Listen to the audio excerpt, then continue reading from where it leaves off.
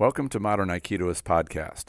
Please help by liking, subscribing, and sharing this podcast if you're watching this on YouTube or BitChute. These are all free and help out a great deal. Word of mouth is how shows like this reach more people who are interested. Another way you can support this podcast is by way of a PayPal tip jar. You can leave a donation of any amount you like or set up a monthly donation just like Patreon or Subscribestar. There's a link in the description. I sincerely appreciate your interest and support. The attention of the entire world has shifted to the coronavirus, and the level of concern is at hysterical levels. It's almost to the point of outright panic. The virus itself is one factor, but the even larger factor is how we respond to it. The reason I'm covering this in this podcast is that any business or activity which has people in contact with one another is getting affected, and martial arts certainly qualifies. Since our own health and the health of our fellow students is important, I figure it would be a good topic to cover. I'm not going to be giving out medical advice, and I'm not a physician. However, I am a dojo owner, so this is something I have to deal with directly. Getting started on this topic, the first thing to keep in mind is not to panic.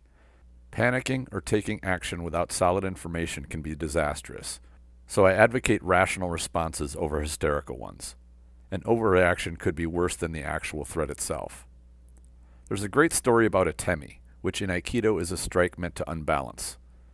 Somewhere in the southwest United States, a 250-pound guy goes into his bathroom and notices a small lizard in his bathtub. The lizard is only about 3 inches long and is just sitting there, as lizards tend to do. The guy decides to remove the lizard and take him outside. He steps foot into the tub and reaches down to pick it up. Just at that moment, the lizard leaps onto the guy's neck. In a flinch response of total surprise, the guy hurls backwards and trips, cracking his head on the sink. Did the lizard throw the guy? Was his response worse than merely grabbing the lizard off his neck? The guy threw himself, and the results were far worse than had he remained calm. The coronavirus situation feels a lot like this scenario. We must be careful not to react hysterically, but rationally. Now, just for the sake of clarity, let me identify this. Coronavirus is nothing new, and it's been around for a long time. This particular strain, called COVID-19, is a variant strain of coronavirus. For the purposes of this podcast, when I say coronavirus, I'm referring to this new strain which has everyone concerned. Sure, there are some factors to be concerned about when it comes to this particular virus. There are things each of us should have been doing already as practitioners and dojo owners to avoid the spread of viruses. Practical common sense things like keeping our dojos clean, keeping our uniforms clean and stressing good hygiene, and not going to class if you're feeling ill or may be contagious. These are basic common sense practices which help protect everyone from things like colds, flu, and other communicable viruses such as ringworm. These practices go a long way in minimizing the risk of passing along viruses and should be normal practices in any dojo. Really, they should be in any business. While these common sense measures are good, there are a few specific things about coronavirus which go a little beyond your normal colds and flu. Probably the most notable is that you can have coronavirus and show no symptoms whatsoever. This includes being able to spread it.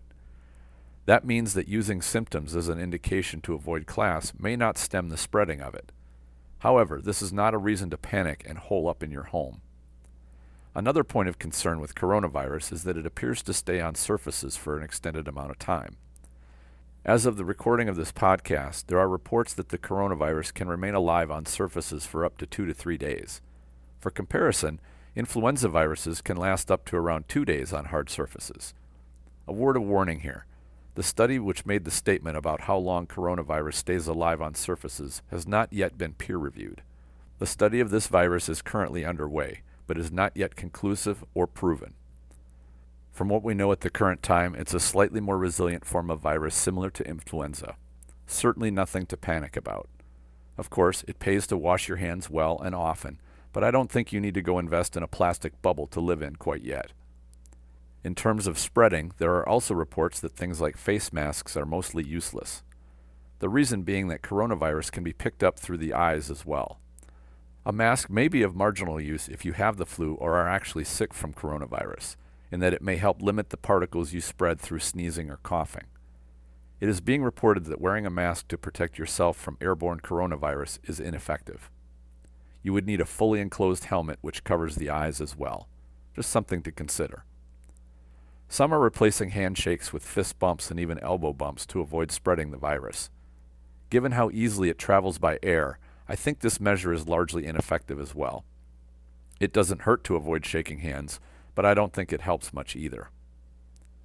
What does help is maintaining good hygiene, as I already stated, and keeping your immune system strong. This applies to normal colds and flus as well. A healthy immune system is resistant to viral infections and is your best line of defense.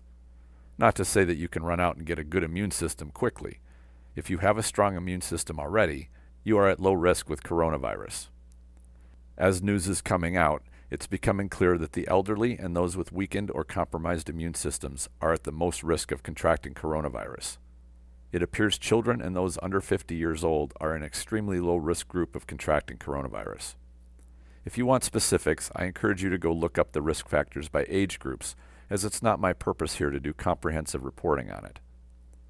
It does not appear at this time to be much of a problem with those who are healthy. It does attack the lungs, so there are concerns that those who have lung problems or are smokers may be at higher risk of contracting coronavirus. There's more information coming out by the day, so I'm sure we will find out more. One factor which is very difficult to get a handle on is the mortality rate with coronavirus. At the current time, it's being reported that the mortality rate is around 6%. In comparison, the average mortality rate for influenza is somewhere between 2 and 3%. It would appear that the chances of dying from coronavirus are about double than that of the flu. However, there are a couple of important factors to consider that bring this simple evaluation into question. The first is the age demographic as before. If those who are dying from coronavirus are those with already compromised immune systems, then they are not well equipped to recover from any virus. A vast majority of people recover from coronavirus infection, particularly in the first world countries where medical care, overall hygiene, and diet are better. A major factor of concern in this is that the virus is spread out of China, and because it got a head start there. That is where most of the data we are using comes from. There are two major issues with that. First, the Chinese government is not a very credible source for information on it. They have their reasons for not being entirely honest or forthright. We cannot confirm or validate information coming out of the Chinese government. Second, the overall health and living conditions in China are not quite first world. Medical care for many in China is very poor. There are still vast numbers of people living in slums and ghettos in conditions which make good hygiene difficult, if not impossible. Very few Chinese people have adequate access to health care either. These are factors which certainly affect the mortality rate of any illness. It would not be accurate to compare apples to apples because of these factors. Because coronavirus can be spread by people who show no symptoms, this virus is spreading and it's difficult to quarantine.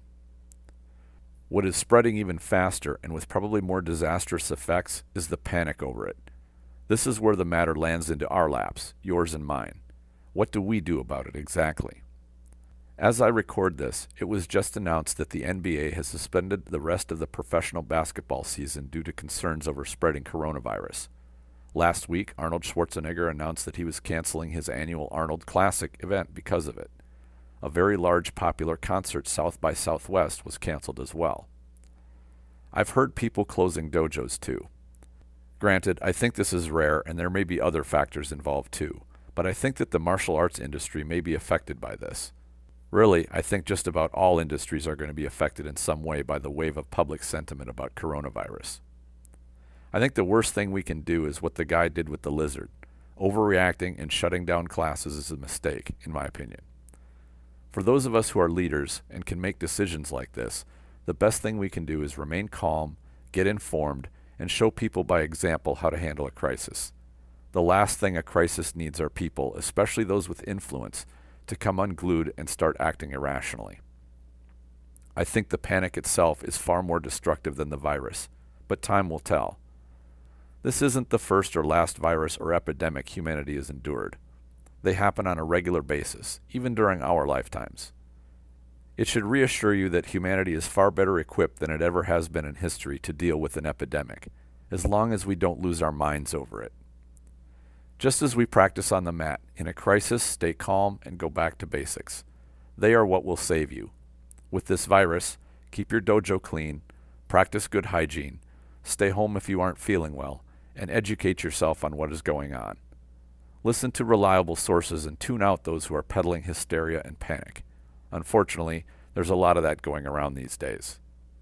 As always, be part of the solution, not part of the problem. What do you think? Please share your ideas in the comments if you're watching this on YouTube, or go to the Facebook group Aikido the Martial Side and post a comment.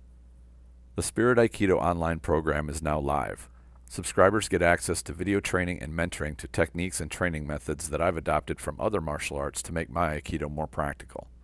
There's a link in the description section. I invite you to check it out. I always enjoy hearing from listeners of the show, whether through comments or questions. Thank you all for sharing your interest. Enjoy your training.